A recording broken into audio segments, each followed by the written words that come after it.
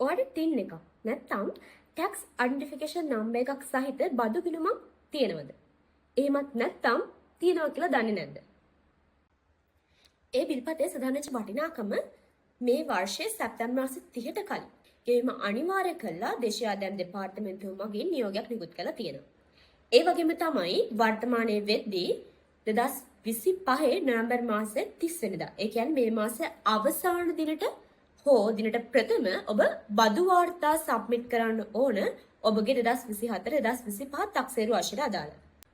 ඔබට බදු ගෙවිය යුතු ආදායමක් නැතුව පේන් ස්ලිප් එකක් නැත්නම් මේ වගේ බිල්පතක් ගෙදරට ලියාපදිංචි තැපෑලෙන් ආවනම් ඔබ කොහොමද මේ බදු ගිණුම් සබ්මිට් කරන්න ඕන නැත්නම් බදු ගිණුම් වාර්තා කරන්න ඕන කියලා තාම දන්නේ නැද්ද? ඔබට බදු ගෙවිය යුතු ආදායමක් නැතුව පේන් ස්ලිප් එකක් නැත්නම් මේ වගේ බිල්පතක් ගෙදරට ලියාපදිංචි තැපෑලෙන් ආවනම් ඔබ කොහොමද මේ බදු ගිණුම් සබ්මිට් කරන්න ඕන? නැත්නම් වෙන්නේ නම් මගේ ඩිස්ලෝ බ්‍රේක් YouTube නාලිකාවේ ඊළඟ වීඩියෝ බලන්න. කන්ටෙන්ට් සහ බදු වලට යටත් නොවි ඔබගේ මුදල් ආරක්ෂා කරගන්නට පහළ ලින්ක් එකේ සහ ඩිස්ක්‍රිප්ෂන් එකේ ඇඩ් කරලා තියෙන වීඩියෝ ලින්ක් එක හරහා සම්පූර්ණ YouTube වීඩියෝ එක බලලා විස්තර දැනගන්න.